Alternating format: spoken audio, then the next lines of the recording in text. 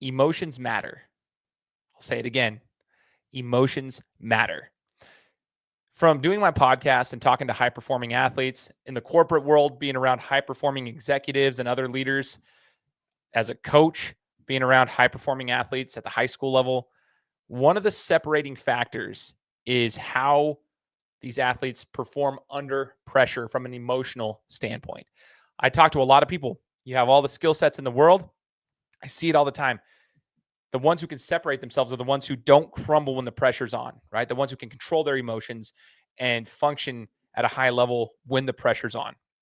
Today, we join a neuro-emotional performance coach here on the podcast to talk to you guys about her book and all the skills and all the things that she's teaching high achievers, whether it be the corporate world or the athletic world. She's helped multiple athletes at a very high level get to a point where they can control their emotions in high pressure situations. So I want you guys to tap in and listen to this one. If you're an athlete, a coach, a parent, this is super, super important. Get your notepad out, take some notes, because this is a very important interview. Thanks for tuning in to the Gametime Guru. So, what time is it? Game time! This is the Gametime Guru podcast, where I interview sports figures from all over the world to help deliver a panoramic view on sports. So whether you're a former athlete, one of the crazies, or simply a casual sports fan, this is the perfect show for you as we peel back the curtains and learn from our guests every single week. I'm your host, Shane Larson, and I'm helping you see sports through a different lens. What's up, everybody? Welcome to the Time Guru podcast. My name is Shane Larson, host of the show. Excited to be here with you guys today. Super special opportunity to speak to our guest. And it's just for the introduction. We're going to be speaking to a neuro-emotional performance coach. Okay, so her name is Leila. And Leila, it's Leila remind me your last name, Leila. Leila Entezam. Sorry. Apologize. Leila Entezam. And Leila, we're going to get to know you and break down your profession. And I would love to dive a little bit more into how it goes into the sports world, the athletic world. So welcome to the show. Thanks for being willing to join me today. Thank you. Excited to be here.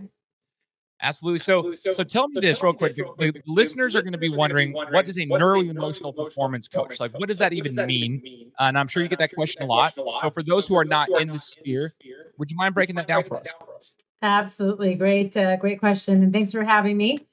So essentially, if you break it down into parts, neuro-emotional performance coaching is a combination of neuroscience, psychology, and emotional intelligence. So there it is understanding the drivers of how your brain functions relative to your behavior, your emotions, why you do what you do, and sort of taking that bigger holistic look at your behavior. Wow. Okay. So this is perfect for athletes that want to compete at a high level, because as a coach myself, I coach basketball. I'm around the athletics my whole life. I've been doing this. I've been talking to high-performing athletes on this show for almost 8 years now. And all the stuff that you just mentioned there is extremely important for athletes who are competing at a high level. So talk to us about that. Why is it important for high performers in high-pressure situations, what you do and what you teach? Absolutely. And actually, high pressure situations are the most critical time to be using neuro-emotional intelligence, because your brain has limited bandwidth. And when you are in high stress situations, that bandwidth is getting tapped with whatever that high stress situation is. And so neuro-emotional intelligence allows you to understand how your emotions and your thoughts are affecting your performance. And so if you just messed up on the last play, if you are intimidated by the person that you are defending, whatever is going on for you in that moment, even if it is the opposite, where you're stuck celebrating a positive play that you just had. So you're in your thoughts about that, or in your feelings about that, or maybe your ego is showing up. Anything that is lacking your clarity of thought. And so NEI, neuro-emotional intelligence, essentially allows you to foster self-awareness by connecting thoughts, emotions, your physical sensations. And so elite athletes get to use that to maximize more of their potential. Wow. That's super important. what I see, Layla, a lot with these athletes, especially the high school athletes that are competing at a higher level in the high school scene, I should say, is you get a lot of athletes that are really skilled, but when it comes to like high pressure situations, some of them what we call would buckle. They'll buckle under pressure sometimes. And so this is why I think it's super important to chat with you is to learn some of these skill sets that they can implement to help them. Like I want to know some of the specifics. So we'll kind of dive into that a little bit. I want to talk about that with you. I know looking through your resume and just understanding what you do, I see that you have the setup model.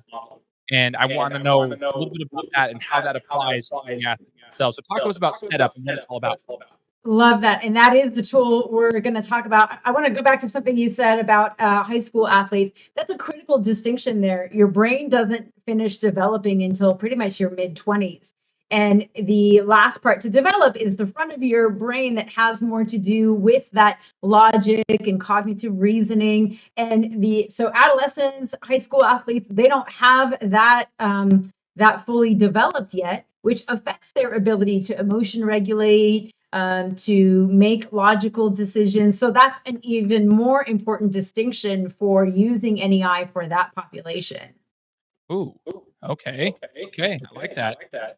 So let's talk about like what you're doing specifically. Like what are some of the things that you put together? Like let's go to setup if we can and learn about that a little bit and see what you're putting Yes. into place here.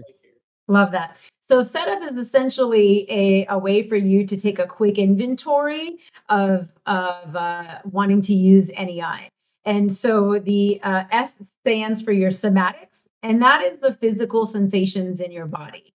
Is your stomach in knots? Are your shoulders tense? Is your heart racing? The E is for your emotions. What are you feeling right now? The T is for your thoughts. So what are you thinking? The U is for what else is in your universe. Did you just get in a fight with your girlfriend? Did you, are you excited about an upcoming vacation? So what else is going on for you? And the P is for your physiology. Things like, how well did you sleep? Are you hungry? Are you sort of stuffed and too full? And so in any moment, let's say you just had a bad play.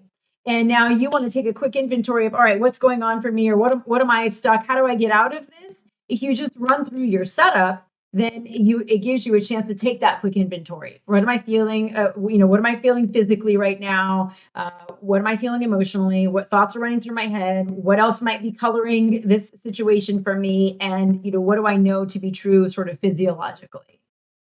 Wow. So question from your experience with that, Layla, is what benefit does that have if somebody can like just simply take a quick second and think and go through this inventory check out? Like I'm trying to put myself in this position.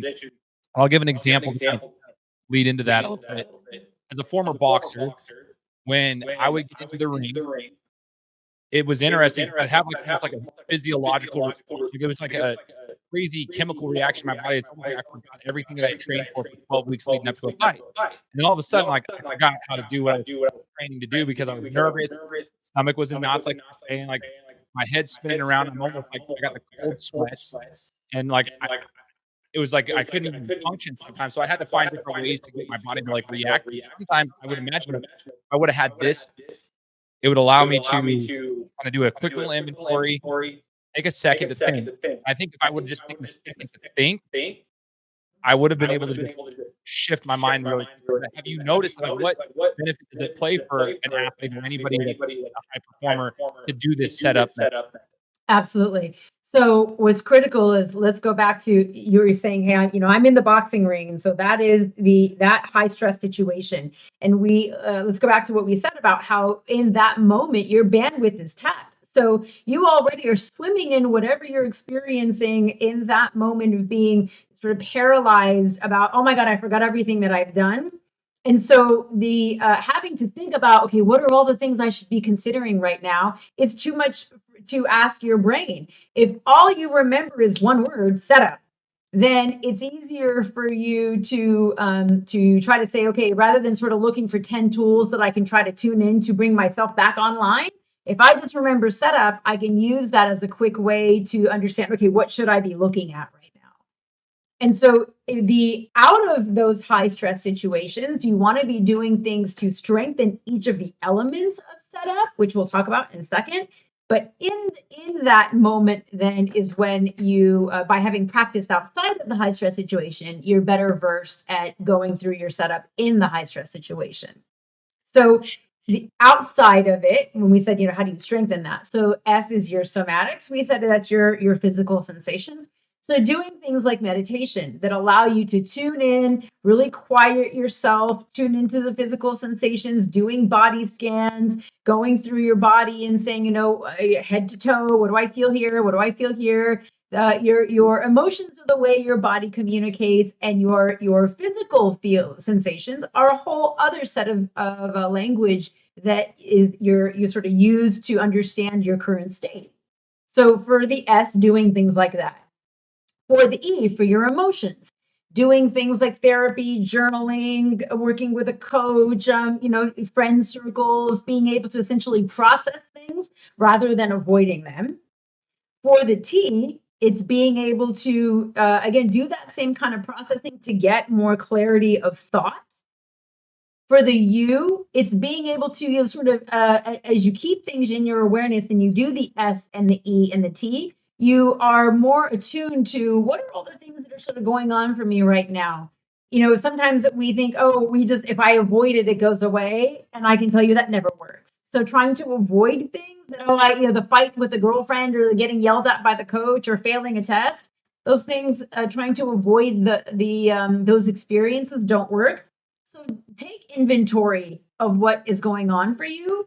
And then physiology, being good about things like, eating and sleeping and your physical health, things like that. Those are all awesome. I hope everybody who's listening to this, everybody who listens to the podcast is usually on their phone. Rewind that and listen to what Leila just said. I would encourage you to just keep going back and listening to the whole entire thing and the specifics for each one of those letters, because I actually really do feel that would be extremely beneficial. That's why I'm interviewing her right now. So go back and listen to those over and over to make sure you write them down. I think it's super important. Leila, as I've interviewed athletes, whether they be former Super Bowl champions or just former quarterbacks, running backs, I've interviewed former professional athletes, former professional coaches, current professional athletes, current coaches. It's interesting to me, and in my full-time work outside of the podcast, I'm a director of marketing. So I'm in a little bit higher leadership in my current job. And I get the opportunity to look at some of the executives at the company and learn from them. High-level athlete, executive level employees, very similar in the way in which they handle pressure. Very, very similar, right? That's why I'm really intrigued by this. I've always noticed that the separator is their ability to think clearly when the outside noise is going on. And I always tell my athletes, you got to play the game within the game. There's a lot of noise on the outside when you're playing the game. You've got to focus on the game, because that outside noise is there to distract you and pull you away from the game, which I thought was interesting when I saw that you're writing a book called Inner Game. Now, I want to dive into this because I've always said, that's always the separator. Can you play the game within the game? Can you do this and block out the noise? Can the executives do it? Can the athletes do it? That seems to be the separating factor. Talk to us about Inner Game and what we should be expecting from the book. Love that. So Inner Game came, it's emotional mastery for high-performing men. And it came from me working over and over with these high-performing men that essentially seem to follow the same script in terms of their ability to master their professional space, whether it's athletics, executives, whatever the space was, and then struggle in emotional space. A lot of the common themes of I'm afraid I'll get stuck in my emotions, or showing vulnerability as weakness, things like that. And so that mindset was creating limitations for them. And so the book is full of tools on how to overcome a lot of that. And that is, to your point about the similarities that you see. It is that ability to emotion regulate under high pressure, because it gives you that emotional clarity. And that cognitive clarity lets you make better decisions into those high stress situations. And that is what allows you to excel, because it's a trait that everybody needs, whether it is corporate or athletic whether it is in the medical field or in your home life, in any of those realms, that is a powerful skill set to have. As an entrepreneur myself too, like just on the side of my full-time job, and obviously on my media businesses, I am so intrigued and inspired by the human writing book. I just want to break it down real quick. I know it's random, but like, what was the process in writing the book for you? Like, how did you get it done, and how are you promoting it and whatnot? 'Cause I just want to know the entrepreneurial side. Oh my gosh, Shane, a great question. It literally has been the hardest thing I've done professionally in my life because I care so deeply about every sentence in that book. And so every sentence was like, oh my God, is it perfect? Is it, communicating the right thing in the right way? Will it have an impact? Will it reach people? And so every sentence, held so much weight for me. And then, I have my own set of imposter syndrome that kicks in. Oh my God, what is this? One day it was like, oh, it's great. The next day it's like, no. And so, going through that process, but ultimately the main driving factor was the idea that what I care most deeply about is that it serves whoever it's meant to serve. And then just trusting that, okay, if that's my intention and I put it out in the universe, then that'll happen. That's so cool. You know what, though? That's what's so inspiring to me is, like, everybody has ideas. Everyone's got an idea. It's all cool. Everybody wants to write a book. There's many people that wanna write a book or they think it'd be cool. Not very many people do it, and you are one of them who have. I think it's so cool. It's inspiring, and hope to one I day be able appreciate that. super cool. I do wanna ask you this question. Some people are gonna watch this, and they are probably already Googling your name and trying to figure out your background, but let's talk about that. Let's unbox a little bit, rewind the clock, and what is your experience here that got you kind of into this field of work? Shane, it's so interesting. I People ask me this all the time of like, how did you end up here? And I really can't tell you, like, it was never mapped out. It was just the one thing that led to the other that led to the other. So I started with a degree in neuroscience because I was just, I was pre-med and then I was fascinated with the brain. And I can tell you that since then I've spent decades studying the brain all the time and know nothing. Like there's just so much to know. It never stops fascinating me. And so I got out of pre-med and I went into the business world and spent, time there. And there was always, it was like I would get in and I'd get a new job or a new project and get going and be excited, but something was always missing. And it was just the people side of things. I'm fascinated by behavior, by why we do what we do. And I suffocate in not being able to think outside of the box. And so putting those elements together, I got another master's in psychology, and I became a licensed mental health therapist, not to practice clinically. I completely obviously respect the field, but it was a way to need to spend 3,000 hours literally immersed in studying human behavior and really understanding at an intricate level why we do what we do, and then put those pieces together. Put the neuroscience and the business and the psychology and human behavior expertise together, and came to understand that with high performers, because they literally function differently, they need the same resources that a lot of people need, and in areas like emotion regulation and vulnerability and things like that, they actually need it even more.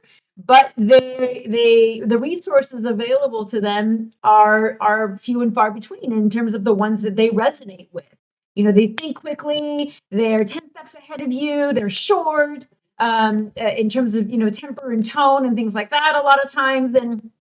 And so this was, I kind of kept moving and getting nudged along into that space of working with high performers. And my brother was the first high performer I ever knew. And so it was, I got to see how being a high performer was a gift, but also the challenges that it created. And all of these, the universe just sort of, aligned me to that moment of putting all that together. Wow. It's kinda cool how that works. Like, all the life experiences kinda like, you piece things together, and here you are being able to serve others. I used to work for a company called ClickFunnels under the guy named Russell Brunson. He's a marketer, he's big time entrepreneur, and I would work with people like yourself, just these people that have these journeys to get where they're at. Now they're serving people at a very high level, and I think it's so cool. I get kind of like being a fanboy right now about it. It's really cool. So, you mentioned a couple times, Layla, in the interview, you talked about like how men will get well, high performers, but the book is specifically geared towards men. But you're talking about, how they get stuck in their emotions, and there's all these things, and you call them blind spots. And I would like to dive into that a little bit more. What are some specific blind spots that you, in your professional expertise, like you help these humans understand these high achievers? How do you? What are the blind spots that you help them find, and how do you help them overcome those? So we touched a little bit on one, a big one, that their brain processes information more quickly. And what happens is that you are your only frame of reference. And so all you know is the way you process. So it's hard for you to conceptualize that, hey, you're different and other people's brain doesn't work the same way yours does. And so they do need more time. They do need you to slow down. They do need you to be more patient. And so that's a big one, is that blind spot of the difference between the way they process and other people process. We touched on that fear of getting stuck in emotions. That's another big one for them, and bringing their awareness to them that, hey, listen, not only are you not going to get stuck, but by not processing your emotions, that's really what is getting you stuck. Another one is the idea that, so often we think we're so self-aware, but you're not always your best own critic of that self-assessment of, you think you're self-aware, but are you really? How self-aware, and how would you know? And so between a combination of, if you process quickly and most people don't give you feedback, or you don't receive it well, and you're afraid to get stuck in emotions, and your self-assessments are kind of questionable, that doesn't leave you very much room for, being aware of a lot of your blind spots. I think the other one is that a lot of times when you put some of those things together, what happens is I mentioned that they may present in a way that they're short. They seem like they lack empathy, but on the contrary, a lot of times they actually have a lot of empathy. They have a lot of emotional awareness, but because of those other factors, like they're afraid to get stuck in emotions and things like that, they sort of try to block that out. And so they come off as not displaying empathy, or not having it, or not having a high EQ, but they're really much more sensitive on the inside. And so then that being more sensitive and struggling with emotion regulation, a lot of times will lead to things like the way they will, have a short temper or blow up on the court or things like that. Interesting. It's so like it's insightful to me because I'm thinking to myself as an athlete, a former athlete, I should say, like rewind 20 years when I was in high school. 20, that's crazy. 20 years ago, holy cow! Like going back in time, and I think about myself, if I were to be able to implement some of these things, I think one concern, and I want to bring this up, see what your thoughts are on it, is that like, okay, well, maybe some of these athletes know that they should utilize your services, right? They should utilize you and implement some of these strategies. But the fear I think that might would have come to me is, well, that's just another thing I have to think about. And I'm already thinking about a million different things. So how do we overcome that get them to buy in, so to speak? I think that's the question I'm asking. Like, how do you get these high achievers to buy in? Great question. It's there anyway. So this is like if I, spilled a bottle of water and then I just turn the other way. The longer I don't look at that mess, the bigger mess I have to clean up by the time I look. So this idea of, your emotions, your somatic sensations, what else is in your universe, it's all one brain. Your brain doesn't separate between the brain on the court and the brain in the classroom and the brain of the family. It's all one brain. And you're bringing that brain to everything you do all the time, whether you're ordering coffee or whether you are, on the court. And so that the idea that if you think, I don't have time for this, you may think you don't have time, or you may think it's another thing, but all of those factors are affecting you all day, every day anyway. So you are better served having mastery over them than them having mastery over you. Your brain's number one job is survival, and so all day, every day, that is what it's doing. is assessing its ability to survive and what is impacting it. And survival isn't just about, do I have food to eat, or am I gonna get hit by this car that's coming at me? It's on a much deeper level, feeling emotionally threatened. It's again, all the things that are in that database that your brain interprets as a threat to survival. And so often, without doing that exploratory work, we're unclear of what those are. When most of what you do is subconscious, you're constantly being affected by things you don't know anyway. Totally. So awesome. Super cool. I do want to know, if you were to look at your book, right? Let's go back to the book real quick. Inner game, right? Let's look at the book. If you were to say, hey, Shane's listeners out here, those who are following the Gametime Guru, maybe you don't know about the book too much. You're not sure if you should buy it. What's one part of the book that you're the most proud of that you think could have a major impact? Like, what's one of the topics or something that's specific in that book that if my listeners got a hold of it, they're going to push it out to the masses? I feel like what I should say is something about one of the tools, right?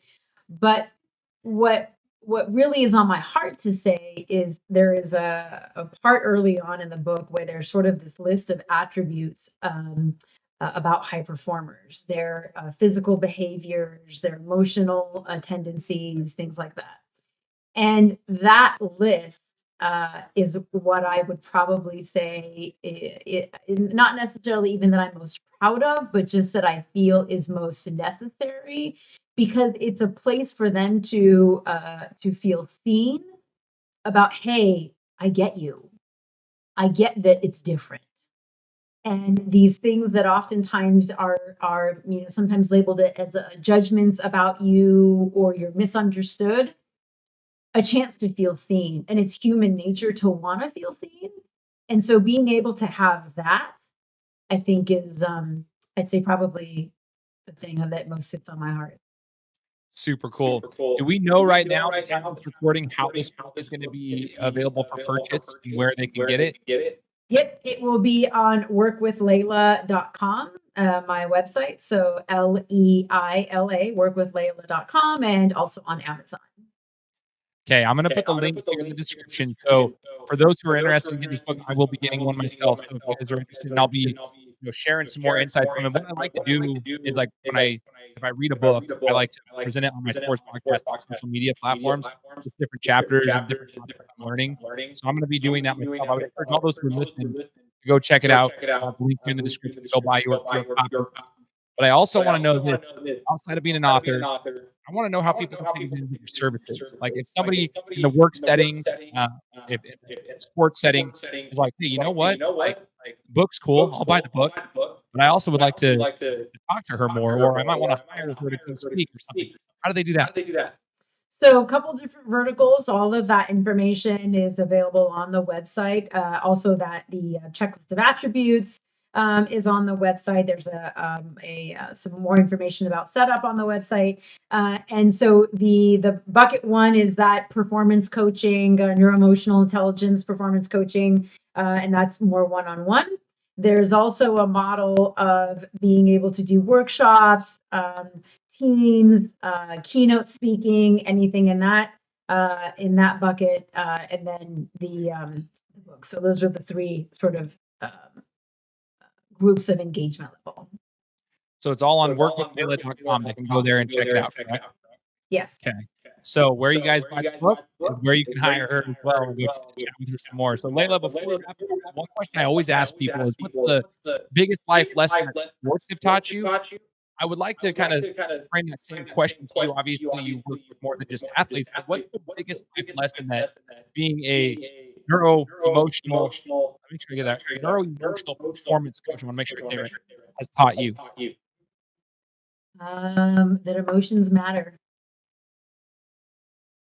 Always. I like it. And we'll leave it at that too, because if you guys listen to the entire interview, and you should have, you'll understand why. You'll understand why she thinks that.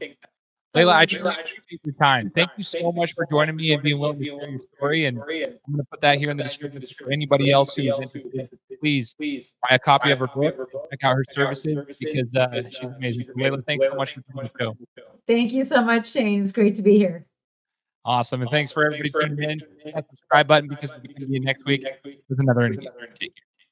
Guys, thanks so much for listening to another episode of my show. Now, if you could go and do me a favor, head over to iTunes, give me 5 stars, and leave me a review, it would be greatly appreciated. Thanks, guys. Appreciate your support.